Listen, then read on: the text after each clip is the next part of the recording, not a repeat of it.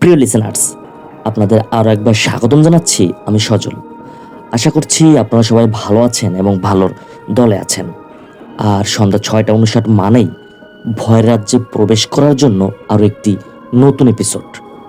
প্রিয় লিসেনার্স, ভূত বিশ্বাস করা বা অলৌকিক কিছু যে থাকতে পারে বা আছে, এই সব বিশ্বাস করা বা না করা সম্পূর্ণ আপনাদের নিজস্ব ব্যাপার।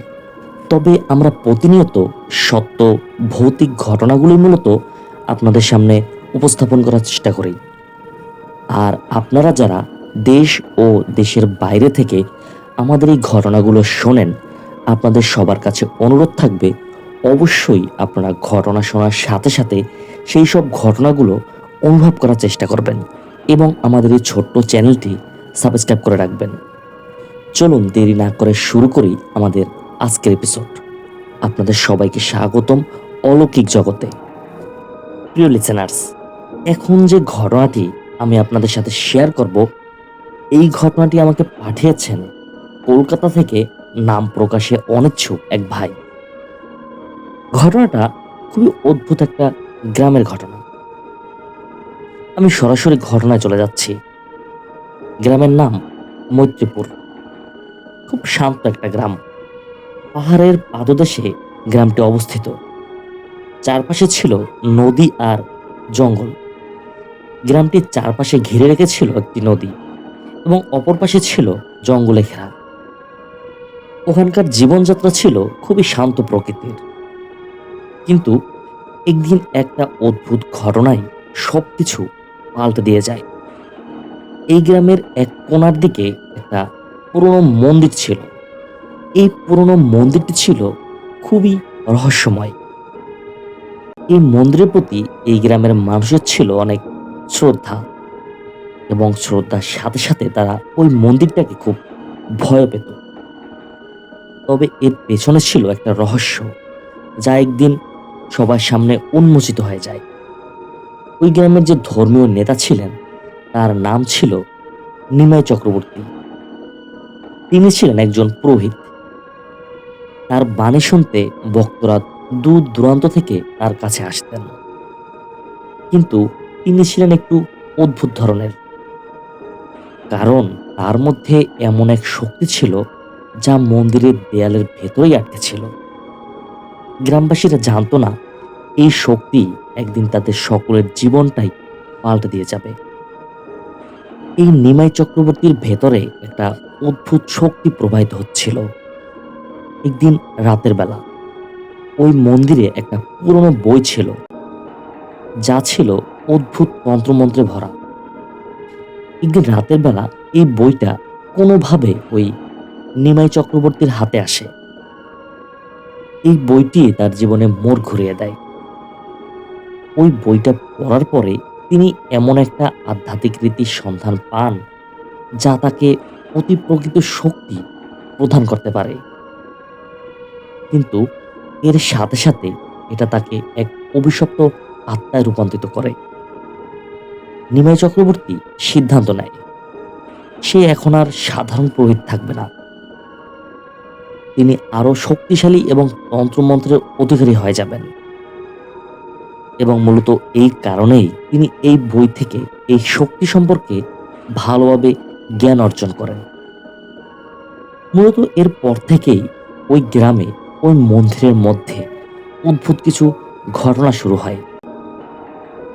রাতের বেলা মন্দির থেকে অদ্ভুত কিছু শব্দ শোনা যায় এবং এইসব শব্দ শোনার পরে ওইখানকার গ্রামবাসীরা খুবই ভয় পেয়ে যান। একদিন মন্দিরের ভেতরে অগ্নিকাণ্ড ঘটে।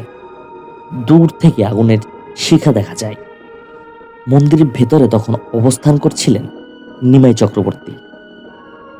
তিনি মন্দিরে থাকা অবস্থায়, জীবিত অবস্থায় আগুনে পুড়ে মারা যান।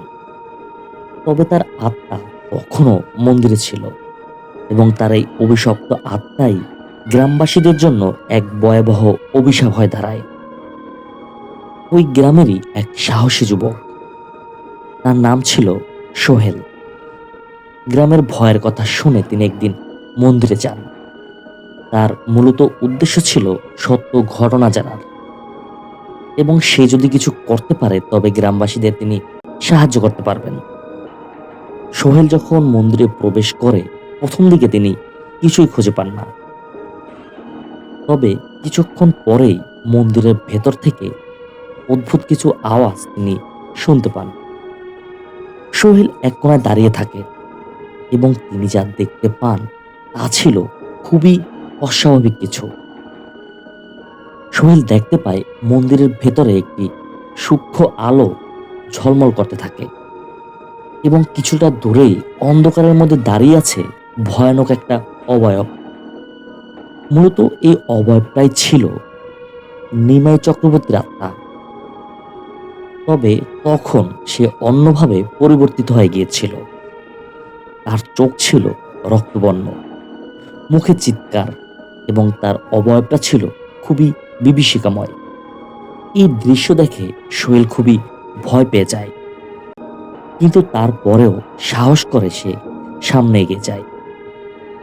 ওই অবয়ব বা আত্মা যাই বলি, সোহেলকে হঠাৎ কিছু বলে। অবয়বটি বলে, তুমি আমাকে শান্ত করতে চাও, কিন্তু তোমার শেষ পরিণতি আমার হাতে হবে। এইসব শুনে সোহেল পিছনে ফিরে দৌড়াতে শুরু করে।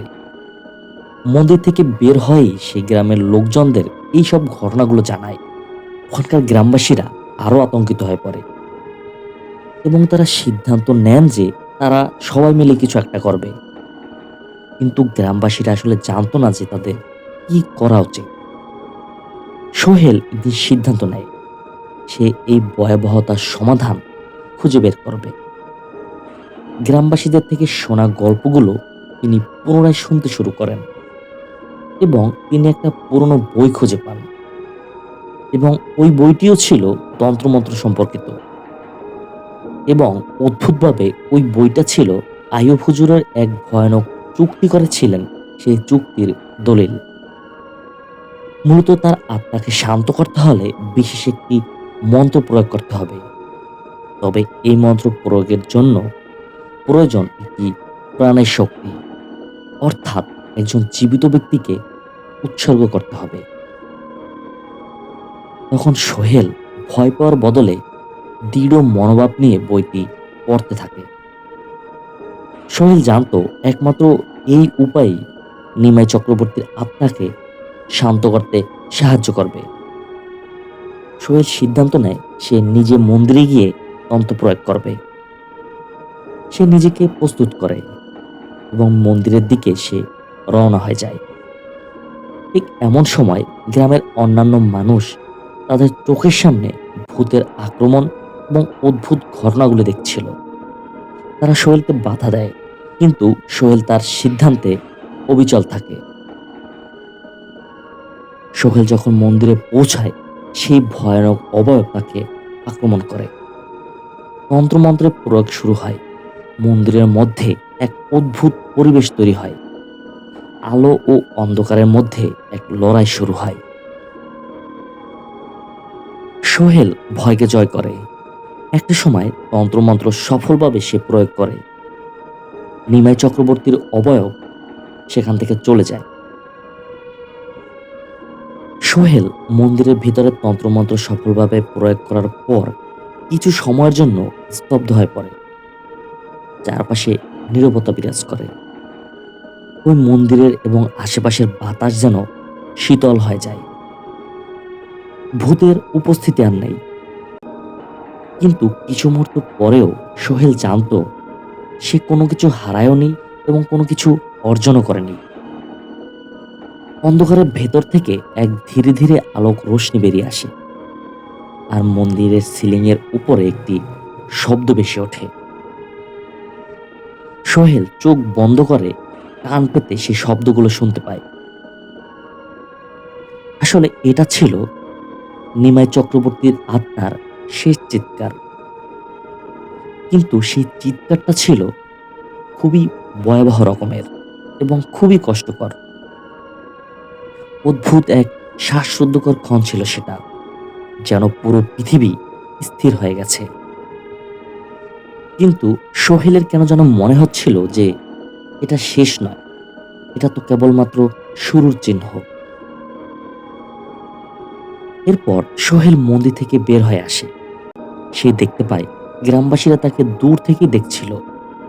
তারা ভেবেছিল সোহেল সত্যিই কি সুষ্ঠুভাবে মন্দির থেকে বের হয়েছে, নাকি তাদের মধ্যে আসলে কোনো বিপদ আসছে।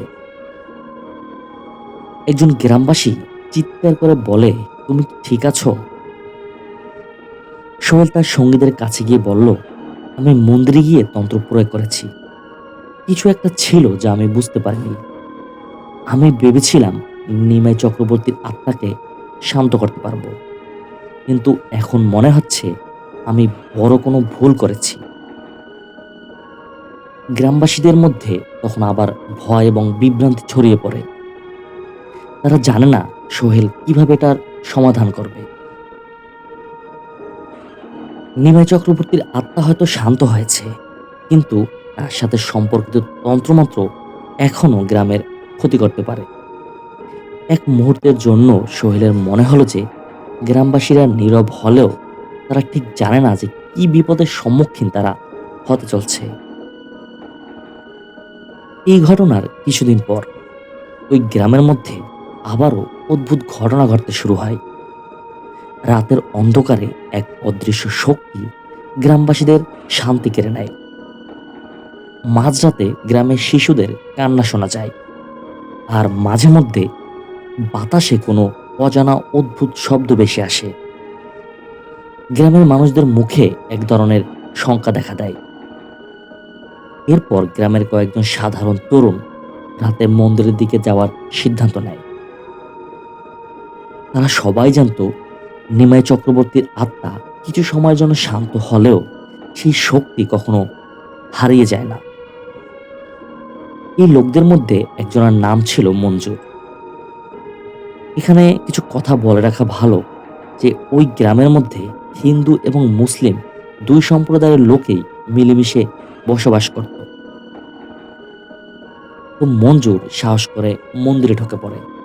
তার সাথে ছিল পবিত্র মন্ত্রের কিছু কপি। তিনি সেটা সোহেলের কাছ থেকে নিয়েছিলেন। মঞ্জুর বিশ্বাস করেছিল একমাত্র এই তন্ত্রই পুরোপুরি গ্রামকে অভিশাপ মুক্ত করতে পারবে। কিন্তু মন্দিরে ঢুকে সে এক ভিন্ন ধরনের বিপদে পড়ল। মন্দিরে ঢুকে সে দেখতে পায় মন্দিরের মধ্যে থাকা সেই অদ্ভুত ভয়ানক শক্তি আবারও ফিরে এসেছে। এবারে ওই ভয়ানক অবয়ব আরো শক্তিশালী হয়ে উঠেছে। মঞ্জুর ভূতের সাথে এক ভয়ানক লড়াইয়ে জড়িয়ে পড়ে, কিন্তু সে এক মুহূর্তের জন্য বুঝতে পারেনি যে নিজেকে কোন বিপদের মধ্যে সে ফেলে দিল। মঞ্জুর জানতো একমাত্র তন্ত্রের মাধ্যমেই এই অভিশাপের সমাধান সম্ভব, কিন্তু তার হাতে যে তন্ত্র ছিল তা ছিল অসম্পূর্ণ। তাই ওই অবয়বের আক্রমণে সে প্রায় পরাস্ত হয়ে যায়। তার শরীর থেকে একের পর এক অদ্ভুত চিহ্ন বের হতে থাকে। মঞ্জু যখন বুঝতে পারে সে মারা যেতে চলেছে, সে শেষ মুহূর্তে সোহেলের কাছে সহায়তা চায়। সোহেল গ্রামে ফিরে এসে মঞ্জুরের কষ্ট দেখে সিদ্ধান্ত নেয় যে তাকে এবার একান্তভাবে এই অভিশাপ শেষ করতেই হবে। সোহেল এবং মঞ্জুর মন্দিরে গিয়ে নিমাই চক্রবর্তীর আত্মাকে চিরতরে শান্ত করার জন্য তন্ত্র প্রয়োগ করার সিদ্ধান্ত নেয়। এবার তারা জানে যে শুধুমাত্র একেবারে খাঁটি তন্ত্রই এই অভিশাপ কাটিয়ে দিতে পারে। তাদের লক্ষ্য ছিল গ্রামবাসীদের রক্ষা করা। এই অদ্ভুত ক্ষমতাকে গ্রাম থেকে চিরতরে নিষ্ক্রিয় করা। তাদের জন্য এটা ছিল অপ্রতিরোধ্য লড়াই। কিন্তু এইবার সোহেল আত্মবিশ্বাসী ছিল, কারণ সে জানতো এই অভিশাপ শুধুমাত্র ভয় দেখিয়ে গ্রামবাসীদের নিঃস্ব করতে পারে। এভাবেই সোহেল এবং মঞ্জুর নিমাই চক্রবর্তীর অবয়বের সাথে এক প্রকার ভয়ানক লড়াই অংশ নেয়। তারা জানতো একমাত্র সাহস এবং সঠিক তন্ত্রই তাদের গ্রামকে মুক্ত করতে পারবে। শেষ কথা হলো, সোহেল এবং মঞ্জুর কি ফিরে আসতে পেরেছিল নাকি পারেনি, এবং নিমাই চক্রবর্তীর আত্মা সে কি এখনো আছে নাকি কোনোভাবে তাকে বিদায় করা গেছে। এসব কথার উত্তর পেতে হলে শুনতে হবে আমাদের পরবর্তী এপিসোড। প্রিয় লিসেনার্স, আমাদের আজকের এই এপিসোডটি যদি আপনাদের সামান্যতম ভালো লাগে, অবশ্যই আমাকে কমেন্ট করে জানাবেন। যদি আপনারা পরবর্তী ঘটনা শুনতে চান, সেটাও কমেন্টে জানাবেন। প্রিয় লিসেনার্স, এতক্ষণ আপনারা শুনেছেন আমাদের আজকের এপিসোডের প্রথম ঘটনা। আশা করছি আমাদের এই ঘটনাটি আপনাদের অনেক ভালো লেগেছে। আমরা চলে যাচ্ছি আমাদের আজকের এপিসোডের দ্বিতীয় ঘটনায়। চলুন শুরু করি আমাদের দ্বিতীয় ঘটনা। প্রিয় লিসেনার্স, এখন যে ঘটনাটি আমি আপনাদের শোনাবো, এই ঘটনাটি একই সাথে খুবই হৃদয় বিদারক এবং একটি ভয়ানক ঘটনা। হৃদয় বিদারক এই জন্য বললাম, কারণ মা বাবা ছাড়া একটা শিশুর বেঁচে থাকাটা কতটা কষ্টদায়ক সেটা বলার অপেক্ষা রাখে না। ঘটনাটি পাঠিয়েছেন রেজাউল করিম, বাগেরহাট থেকে। এই ঘটনার সময়কাল 90 দশকের দিকে। ঘটনাটি যার সাথে ঘটে তার নামটি প্রচার করা যাচ্ছে না। ঘটনা বোঝার জন্য আমরা তার ছদ্মনাম ব্যবহার করব।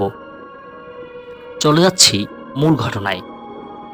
আমার হাতে প্রচণ্ড ব্যথা অনুভব করছিলাম। তখন চোখ খুলে আমি নিজেকে একটা হাসপাতালের বেডে আবিষ্কার করলাম। আমি দেখলাম আমার ডান হাতের কোণে পর্যন্ত ব্যান্ডেজ করা।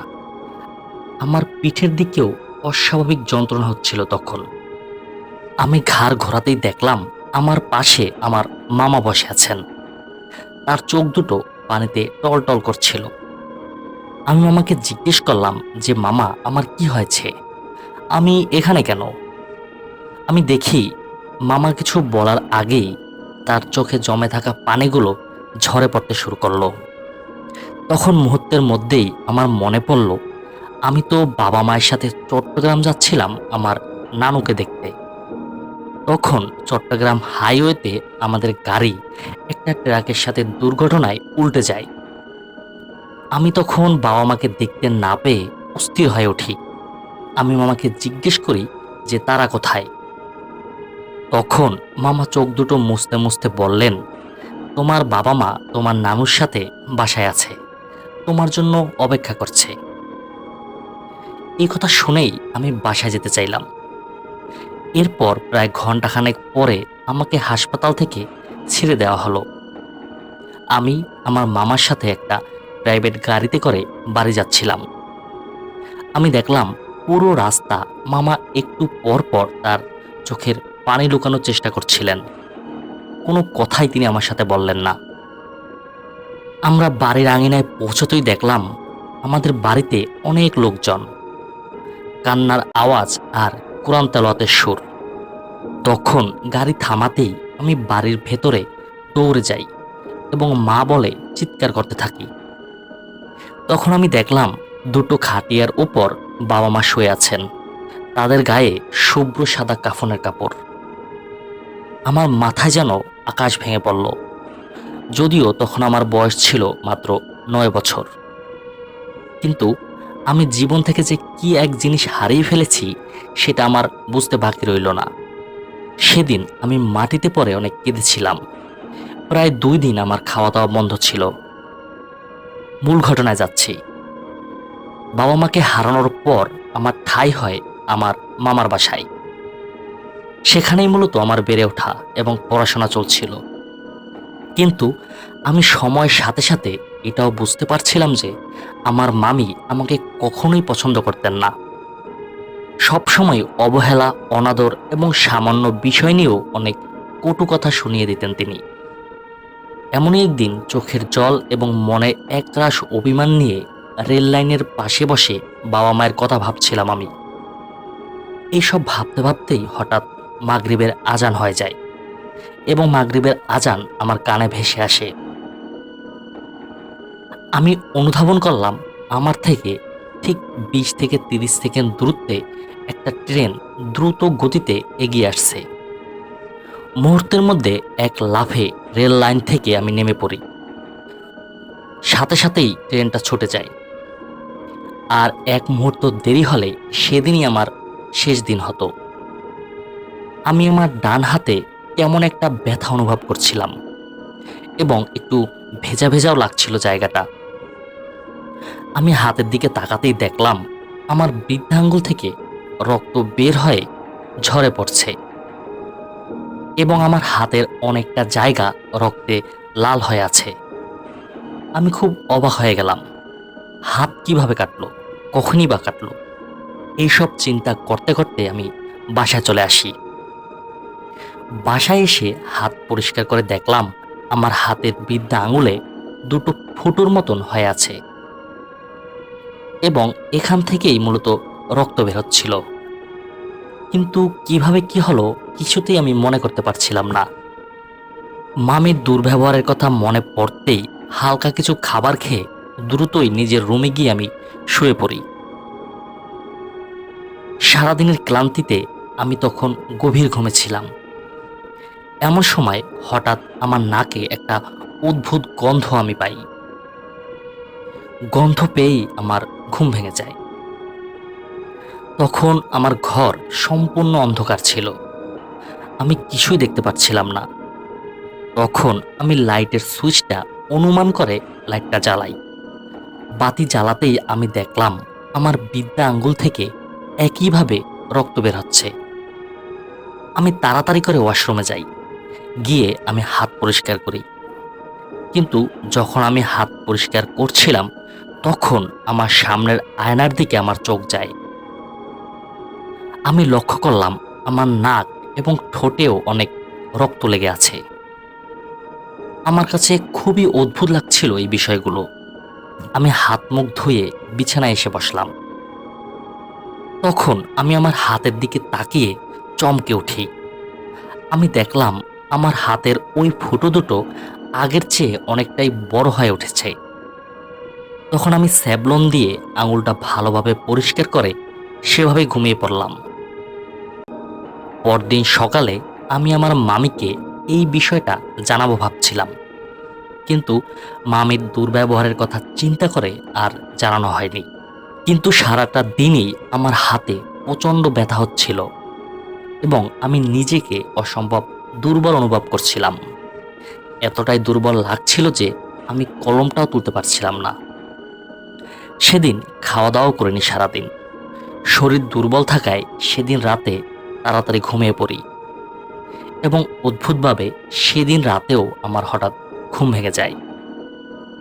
কিন্তু এবার ঘুম ভাঙার পর আমি অদ্ভুত একটা শব্দ শুনতে পাচ্ছিলাম। শব্দটা ছিল চপচপ করে কিছু খাওয়ার শব্দের মতো এবং এই শব্দেই মূলত আমার ঘুম ভেঙে যায়। আমি তখনও অনুভব করি কেউ যেন আমার খুব কাছে বসে কিছু খাচ্ছেন। আমি চোখ খুলে তাকাই। অন্ধকারের মধ্যে আবছা ডিম লাইটের আলোতে আমি ভয়াবহ একটা জিনিস দেখি। আমি দেখি বিশাল আকৃতির একটা কালো অবয়ব এবং সেই ভয়ানক অবয়বটি আমার বৃদ্ধা আঙুল থেকে অনবরত চুষে চুষে আমার রক্ত খাচ্ছে। সেই ভয়ানক জিনিসটার কোনো চোখ, মুখ, চেহারা কিছুই আমি দেখতে পাইনি, কিন্তু আমি অনুভব করতে পারছিলাম কেউ আমার আঙুলে মুখ দিয়ে রক্ত চুষে খাচ্ছে। আমি তখন উঠে দাঁড়ানোর চেষ্টা করি, কিন্তু আমার পুরো শরীর পাথরের ন্যায় শক্ত হয়ে গিয়েছিল। আমি কোনো দিকে নড়তে পারছিলাম না, এমনকি চিৎকারও করতে পারছিলাম না। আমি শুধু চোখ দিয়ে সেই ভয়ানক বীভৎস দৃশ্যটা দেখে যাচ্ছিলাম এবং অসম্ভব যন্ত্রণা সহ্য করে যাচ্ছিলাম। এমন কতক্ষণ পার হয়েছে আমি জানি না। হঠাৎ আমি দূরে কোনো মসজিদ থেকে আজানের ধ্বনি শুনতে পাই এবং মুহূর্তের মধ্যেই যেন সবকিছু উধাও হয়ে যায়। সেই ভয়ানক জীব বা পিশাচ যাই বলি, সেটাকে আমি আমার রুমে আর দেখতে পেলাম না। তখন আমি একদম নিস্তেজ হয়ে পড়ি। আমি কোনো রকম হামাগুড়ি দিয়ে আমার মামার রুমের সামনে যাই। সেখানে গিয়ে নিজের সর্বোচ্চ শক্তি দিয়ে দরজায় কয়েকটা বাড়ি দেই এবং আমি সেখানে জ্ঞান হারাই। এরপর দীর্ঘ সময় পর আমার জ্ঞান ফেরে। আমি তখন দেখি আমার মামা এবং মামি দুজনেই অদ্ভুতভাবে আমার দিকে তাকিয়ে আছেন। তখন আমি হাত বাড়িয়ে মামাকে কিছু একটা বলতে চাই এবং তাকে বলতে গিয়ে অনুভব করলাম আমি আমার হাতটা নাড়াতেই পারছি না। মাত্রাতিরিক্ত দুর্বল হয়ে গেছে আমার ডান হাত। আমি তখন হাতের দিকে তাকাই। আমি তাকিয়ে দেখলাম হাতের বৃদ্ধ আঙুলটা একদম নীলাভ রঙের হয়ে আছে। একই সাথে আমার আঙুলের সেই ফুটো দুটো ভয়ানকভাবে আরো দৃশ্যমান হয়েছে। তখন আমার মামা আমাকে জিজ্ঞেস করলেন যে তোমার হাতের এই অবস্থা কিভাবে হলো, আর রাতেই বা তুমি অজ্ঞান হয়ে গিয়েছিলে কেন? আমি তখন ভেবে পাচ্ছিলাম না যে আমি তাদের কিভাবে এই ঘটনাটা খুলে বলবো। তারা বিশ্বাস করবে কিনা সেটাও আমি চিন্তা করছিলাম। তারপর আবার আমার মামের কথা চিন্তা করে সেদিন আমি তাদের সত্যটা বলিনি। আমি তাদের একটা মিথ্যা অজুহাত দেখিয়ে লুকিয়ে ফেলি আমার এই ঘটনার আসল কারণ। সেদিন এটাই হয়তো ছিল আমার জীবনের সবচেয়ে বড় বোকামি, যেটা আমি পরের দিন রাতে বুঝতে পারছিলাম। আমার মামা আমার জন্য কিছু ব্যথার ট্যাবলেট নিয়ে আসেন এবং আরও কিছু লাগলে তাকে জানাতে বলেন। সারাদিন আমি ঘুমিয়ে শুয়ে বসেই কাটিয়ে দেই। আমার হাতেও প্রচণ্ড ব্যথা ছিল, তাই সেদিনের রাতে ঘুম আসছিল না আমার। রাত তখন প্রায় 12টা থেকে 1টা হবে। তখন কিছুটা ঘুম ঘুম একটা ভাব হয় আমার। আমি ঘুমিয়ে পড়ি। এরপর হঠাৎ আমি অনুভব করলাম আমার রুমের দক্ষিণ পাশে যে জানালাটা ছিল সেই জানালাটা আচমকা খুলে যায়। আমার কিন্তু তখনও সজাগ সজাগ একটা ভাব ছিল। আমি আবছা আবছা সব দেখছিলাম। তখন হঠাৎ খেয়াল করলাম সেই জানালা দিয়ে কালো ধোঁয়ার মতো কিছু একটা আমার রুমের ভেতরে ঢুকছে এবং দেখতে দেখতেই ভয়ানক বিশাল এক আকার ধারণ করে ওই জিনিসটা। সেদিন আমি তার চেহারা এবং চোখ সবই দেখতে পাচ্ছিলাম। তার চোখ ছিল বিড়ালের চোখ রাতে যেমন ঝলঝল করে ঠিক তেমন, আর তার চেহারাটা ছিল ভয়ানক জঘন্য। কোনো নাক ছিল না, মুখের দিকটা ছিল পচা মাংসের মতো। বড় বড় কয়েকটা দাঁত ছিল। সামনের দাঁত দুটো খুবই তীক্ষ্ণ এবং সরু ছিল। এই দৃশ্য দেখা মাত্রই আমি প্রচণ্ড ভয়ে নিস্তেজ হতে শুরু করি। আমার হাত, পা, শরীর সব অবশ হয়ে যাচ্ছিল। তখন ওই ভয়ানক কুচ্ছিরি অবয়বটা কেমন একটা অদ্ভুত আওয়াজ করে আমার দিকে এগিয়ে আসছিল। জিনিসটা ঠিক আমার হাতের কাছে বসে এবং ওই অবয়বটা তার সামনে তীক্ষ্ণ দাঁত দুটো দিয়ে আমার বৃদ্ধাঙ্গুলের সেই ফুটোতে ঢুকিয়ে রক্ত চুষে খেতে শুরু করে। আমি যেন এক মৃত্যু যন্ত্রণা উপভোগ করছিলাম। যন্ত্রণায় আমি ছটফট করছিলাম। মনে হচ্ছিল যে কোনো মুহূর্তে আমার আত্মা বেরিয়ে যাবে। এতটাই অসহনীয় পর্যায়ে গিয়েছিলাম যে আমি আমার নিজের মৃত্যু কামনা করতে শুরু করলাম। আমি এক চুল নড়তে পারছিলাম না, কোনো শব্দ উচ্চারণও করতে পারছিলাম না। আমি দেখি হঠাৎ সেই অবয়বটা রক্তচোষা বন্ধ করে দেয়, আমার দিকে তাকায় এবং বীভৎস একটা হাসি দেয়।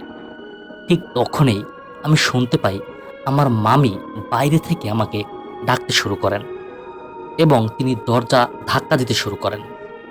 আমার তখন মনে হচ্ছিল যেন স্বয়ং আল্লাহ পাক রাব্বুল আলামিন আমাকে মামির মাধ্যমে বাঁচিয়ে দিলেন।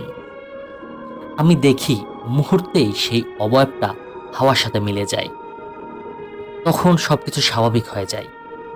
আমি শেষবারের মতো নিজের শক্তি দিয়ে দরজা খুলেই আমি আমার মামির উপর লুটিয়ে পড়ি এবং সেখানেই আমি জ্ঞান হারাই। এরপর প্রায় 1 দিন পর আমি চোখ খুলে নিজেকে হাসপাতালে আবিষ্কার করলাম। আমি দেখলাম আমার শরীরে রক্ত দেওয়া হচ্ছে। আমার পাশেই আমার মামা বসে আছেন, তার চোখ দুটো পানিতে ভেজা। আমার মামির কান্নাও বেডের বাইরে থেকে শোনা যাচ্ছিল। এর পরের ঘটনা আমি জানতে পারি আমার মামার কাছ থেকে। আমার মামা বলেছিল সেদিন রাতে আমার ঘর থেকে কিছু অদ্ভুত শব্দ আমার মামি শুনতে পায়। এরপর আমার মামি আমাকে দেখতে গিয়েছিলেন এবং সে নাকি অনেক ডাকাডাকিও করেন আমাকে। তার ডাকাডাকির পর যখন নাকি আমি দরজা খুলি, মামি দেখতে পান আমার পুরো শরীর কালো এবং নীলাভ হয়ে আছে। এবং এর সাথে আমার পুরো ঘর নাকি এলোমেলো আর রক্তে মাখামাখি অবস্থায় ছিল। আমি যখন সেদিন মামির উপরে জ্ঞান হারিয়ে লুটিয়ে পড়ি, এরপর তৎক্ষণাৎ আমাকে হাসপাতালে নিয়ে আসেন তারা।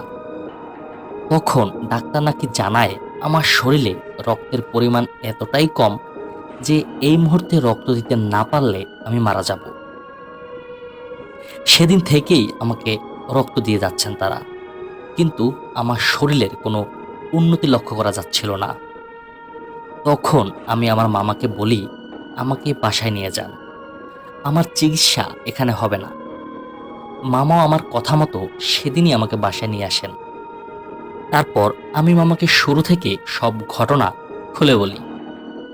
সেদিন রেল লাইন থেকে শুরু করে প্রত্যেকটা ভয়াবহ রাতের ঘটনা আমি মামাকে জানালাম। মামা আর দেরি না করে তখনই একজন হুজুর সাহেবকে নিয়ে আসেন। হুজুর সাহেব অনেকক্ষণ আমাকে পর্যবেক্ষণ করেন এবং আমার রুমে ঢুকে ঘুরে ঘুরে কি যেন দেখেন। এরপর হুজুর সাহেব আমাকে একটু পানি পড়া দিয়ে যান, কিন্তু হুজুর সাহেব যাওয়ার আগে আমাদের বলে যান যে ওর চিকিৎসা করা আমার একার পক্ষে সম্ভব না।